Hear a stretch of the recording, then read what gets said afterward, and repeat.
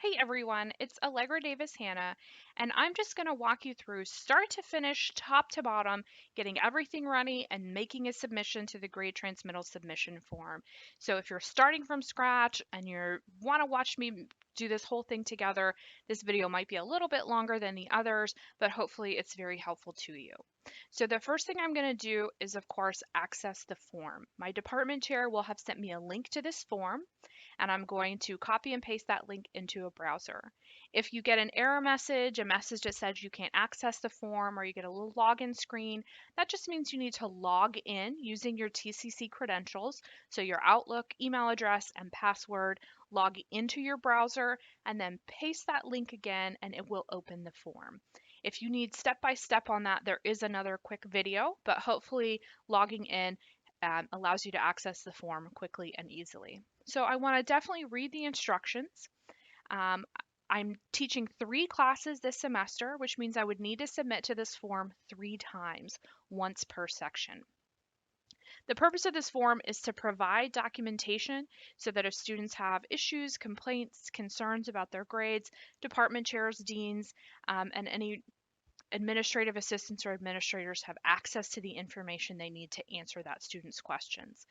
So I want to make sure I have all my documentation together and get it ready to submit to the form. So the first thing I want to do is go into Canvas, into my dashboard, and I want to make sure that my to-do list is empty, which means I've graded all of the student submissions and everything has been graded in all of my classes. I want to make sure I don't have any messages from students that I haven't read in case a student is doing a late submission or asking a question or letting me know that a grade is incorrect in the grade book. So just clear out all of that stuff to make sure that all your grades are final and accurate before you do anything else. So now that I've done all of that and my grades are ready to go, I need to get my documents together. So the 3 documents you need for each class is the WebAdvisor letter grade screenshot, so that screenshot from WebAdvisor that shows you've entered all of the grades, a screenshot of the Canvas gradebook showing the letter and number grades, the final grades in there, and then a copy of the syllabus or ICR with the grading legend. And that's important because anybody who opens my documents needs to know how I establish final grades, what my point system is, what students need to do to earn an A, B, or C, and or if I use rounding so that it's consistent. And again, anybody can answer that student's question as needed. So let's get our documentation all together. I'm going to start with the syllabus or ICR. Now there's a couple ways I could do this. I could just get the Word document off my computer that has a copy of my syllabus, so I can go into my documents and I can find, hopefully, a copy of my syllabus.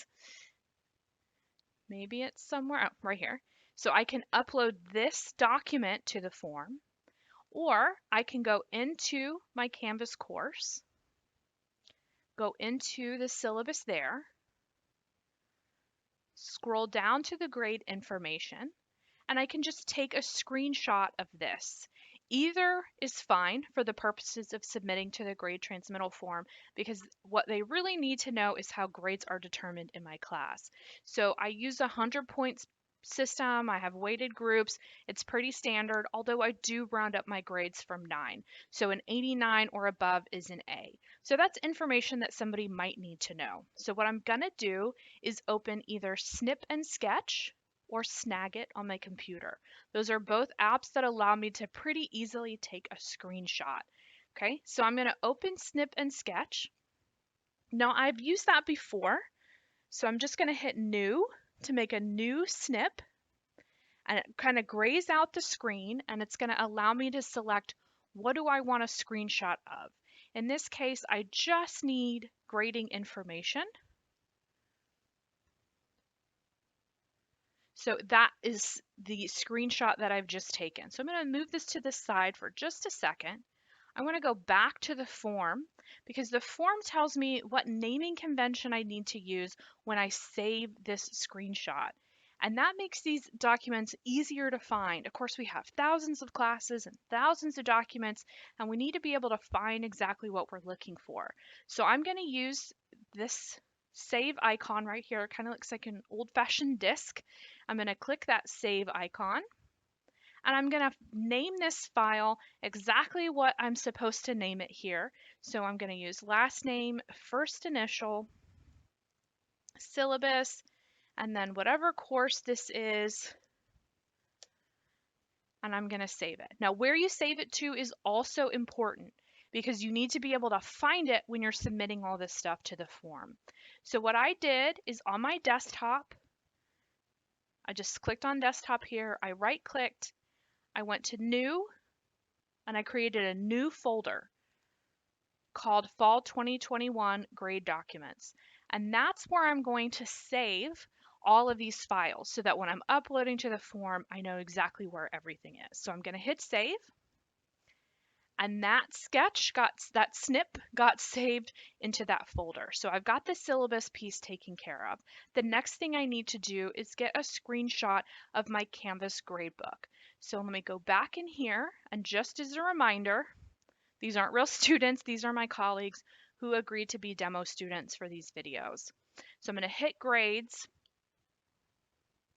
and I see the students' names, the final grades. If this were really my class, I would check and see, okay, everything here is graded, and I'm ready to take this screenshot. Now, if you are only seeing numeric grades and you're not seeing letter grades, remember you can go to your course settings,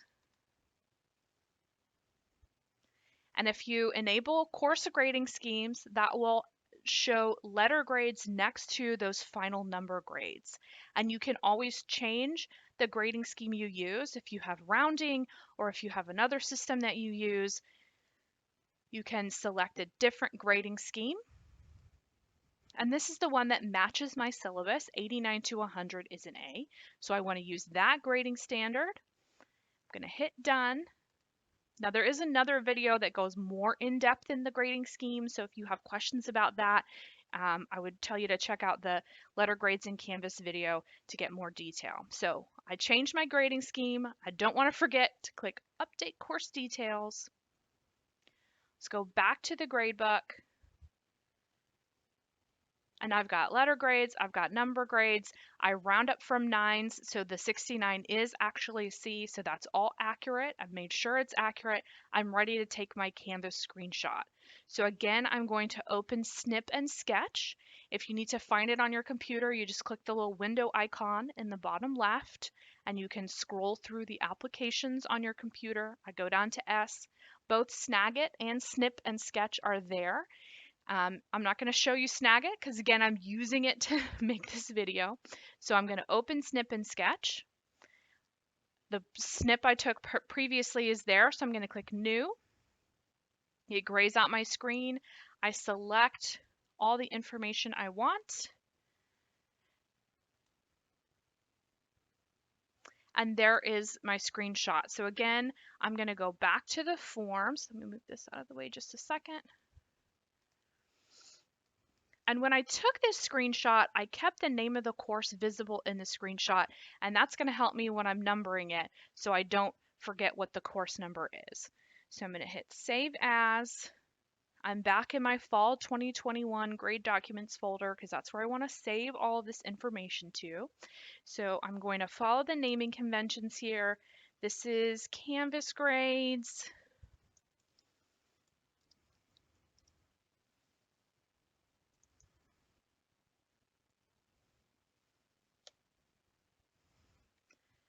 And then I hit save.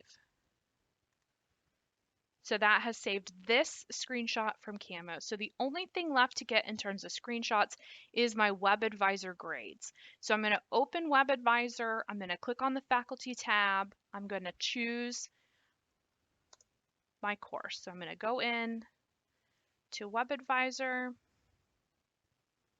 Hopefully it doesn't take this long. When you do it, go to faculty, go to grading, make sure you're in the right semester, and then choose your course. Now, obviously I can't click that button because then you'd see my students' names, but I've got a little screenshot here with that stuff blurred out. So from this screen, you're going to see your students' names, their ID numbers, their email addresses. You want to go in and make sure that you enter a letter grade for each of your students. So what I would do is I would pull up that sketch of my students' grades in Canvas, and I would kind of put them side by side, enter the letter grades for everybody in here.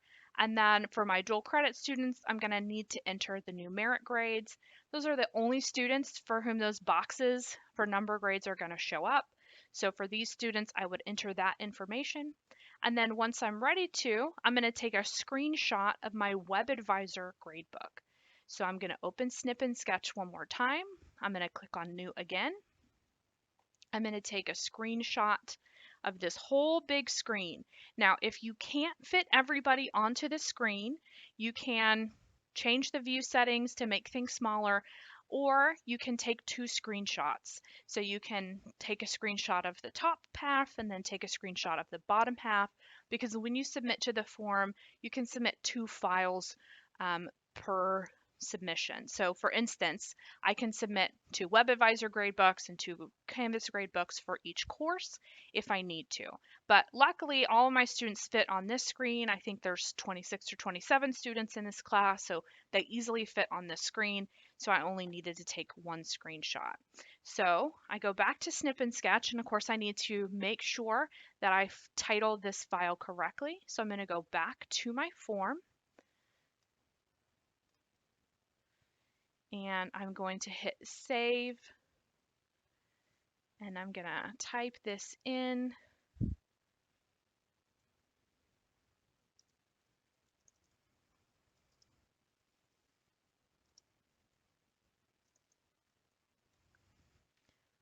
So WAG just means WebAdvisor grades, and I'm going to hit save.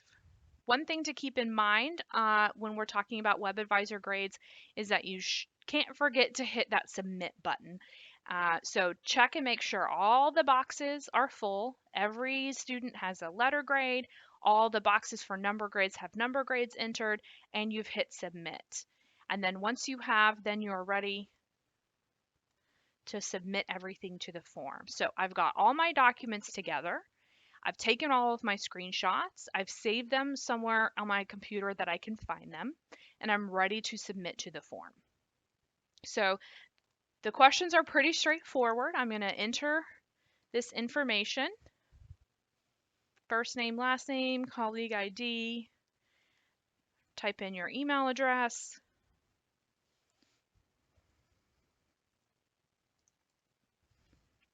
select your department chair. If you teach in more than one department, then select the department chair for this particular course. So I'm going to submit. Oops, wrong one. There we go. So this is an English course I'm doing.